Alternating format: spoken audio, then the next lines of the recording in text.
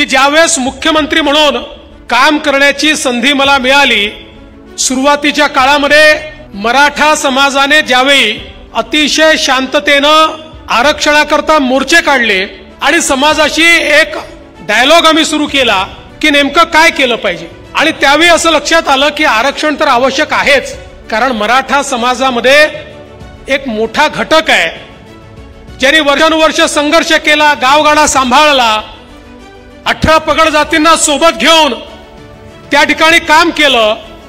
पण दुर्दैवाने हा एक मोठा घटक शैक्षणिक आर्थिक दृष्ट्या कुठेतरी मागास राहिलाय. आरक्षण हा सगळ्यात महत्वाचा टप्पा आहेच, पण समाजामध्ये परिवर्तन करायचं असेल तर आरक्षणासोबत अजून अनेक गोष्टी कराव्या लागतील.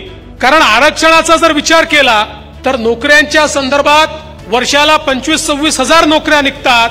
10% आरक्षण, 15% आरक्षण म्हटलं तरी 2600-3000 नोकऱ्या. यांनी एवढ्या मोठ्या समाजाचं आमूलशूल परिवर्तन नाही होऊ शकत. तेही महत्वाचंच आहे, पण त्यासोबत आम्हाला समाजाला जास्तीत जास्त संधी निर्माण करून दिली पाहिजे. आणि म्हणून मग आम्ही हा विचार केला की एकीकडे आरक्षणाच्या माध्यमातून नोकरीमध्ये तर सहभागी करून घेऊच, पण त्यासोबत केवळ नोकरी मागणारे नाही तर नोकरी देणारे देखील मराठा समाजामध्ये तयार झाले पाहिजेत. 8,500 कोटी रुपयाची कर्ज महामंडळाच्या माध्यमातून आज मराठा तरुणांना त्या ठिकाणी मिळाली. आज आपल्याला कल्पना आहे यूपीएससी मध्ये, एमपीएससी मध्ये आपले तरुण त्या ठिकाणी सिलेक्ट होत आहेत.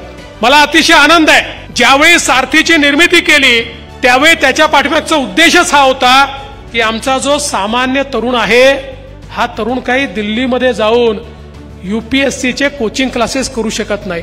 गरीब शेतकऱ्याचा मुलगा मोठी फी भरून एमपीएससीचे कोचिंग क्लासेस करू शकत नाही. त्यामुळे त्याच्या मनात इच्छा असली तरी तो अधिकारी बनू शकत नाही. आणि म्हणून सारथीच्या माध्यमातून त्यांना हे दालन आपण उघडं केलं. आज ज्यावेळी आमच्या सारथीच्या माध्यमातून यूपीएससी, एमपीएससी झालेले आमचे डीवायएसपी पाहतो, आमचे त्या ठिकाणी आयएस अधिकारी पाहतो, त्यावेळी अतिशय आनंद वाटतो. ते त्या ठिकाणी जेव्हा हे मत व्यक्त करतात की सारथी होतं म्हणून आम्ही अधिकारी होऊ शकलो, त्यावेळी खऱ्या अर्थानं मनापासून आनंद वाटतो. अनेक राजकीय पक्षाचे लोक मला टार्गेट करतात, माझ्यावर उलटसुलट बोलतात. मी कधी त्याच्यावर प्रतिक्रिया देत नाही. का प्रतिक्रिया देत नाही? इतिहास शिव्यांना लक्षात ठेवत नाही, इतिहास कर्तृत्वाला लक्षात ठेवतो. जोपर्यंत स्वर्गीय अण्णासाहेब पाटील आर्थिक विकास महामंडळ आहे, जोपर्यंत सारथी आहे, जोपर्यंत या सगळ्या योजना आहेत, या सगळ्या योजनांचा ज्यावेळेस मूल्यमापन होईल त्यावेळी या योजना सुरू करणारा देवेंद्र फडणवीस होता हे म्हणावं लागेल. त्यामुळे इतिहास शिव्या शापांना कधीच लक्षात ठेवत नाही, इतिहास कर्तृत्वाला नेहमी लक्षात ठेवतो.